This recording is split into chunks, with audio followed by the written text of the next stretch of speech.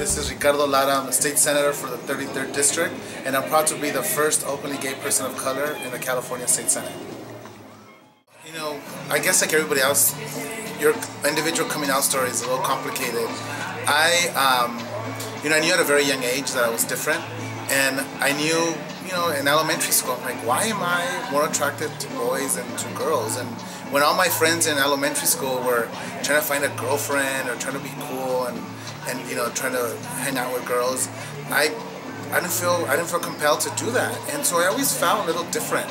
And I didn't think of it as a bad thing until I was in catechism and I was talking to other students, and they said that gay people were going to go to hell, and so that's like the beginning of me trying to figure out why was I different, why was I attracted to boys at a young age.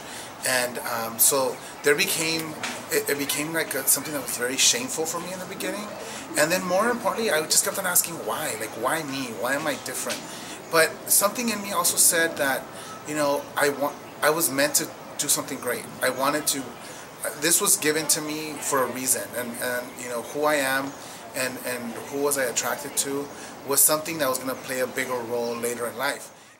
Our home was a place where all the relatives would come, and when you would cross the border, you would come stay at my house, and then you would stay on for months or a year and then move on and go to another part of the country.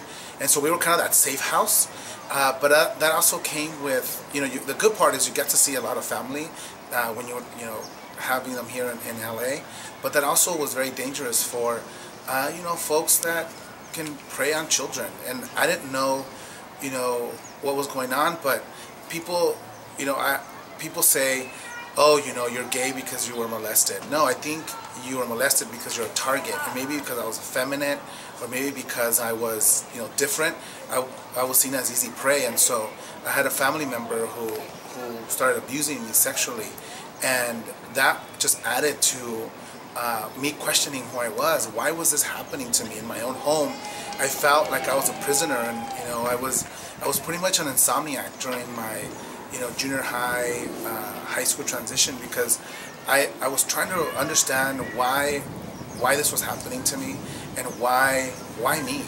And I don't know if it was a coping mechanism, but I talked about into myself. I would say, like, well, you have something people want. You have this energy, this light that attracts people, and so maybe they're trying to extinguish that. And I don't know. I mean, and I always talk about this because I don't know if this was a way for me to cope with all the stuff that was going on around me, trying to figure out who I was, trying to get through school in junior high. I think the integration of people of color and in the LGBT movement is critical.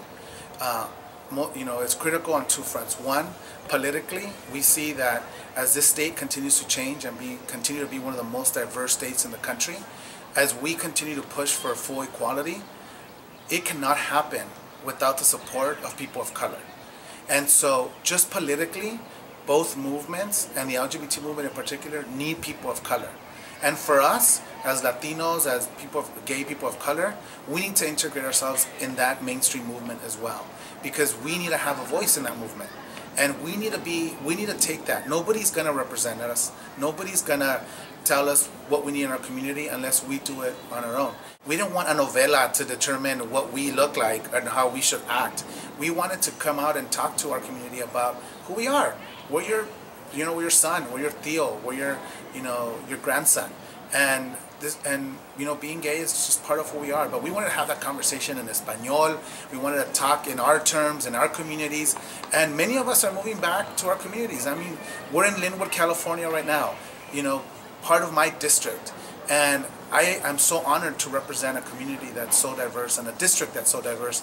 We don't have a gay majority here, but they have a gay senator. That's their voice and their champion in Sacramento. Advice to somebody who's just coming out or is thinking of coming out, I think first and foremost, you have to take your time. You have to decide on your own, and don't let anybody tell you otherwise. It is your life, it is your decision, and it's your own experience. So don't let anybody persuade you otherwise. I've had friends who are like, oh, but you need to come out. For me as an adult and an elected official, I always have to come out. it's a never-ending process, and can sometimes be exhausting. But I think there's gonna come a time in the near future where you're no longer gonna have to come out every time you meet somebody. But I'll tell you, you're gonna reach a point in your life, and I don't know when it happens, but for anybody else, but when it does, when you finally get to that kind of nirvana where you love yourself, you're proud of your accomplishments, you feel good, and you fully embrace who you are, and I always say you're gonna be unstoppable. It's gonna get to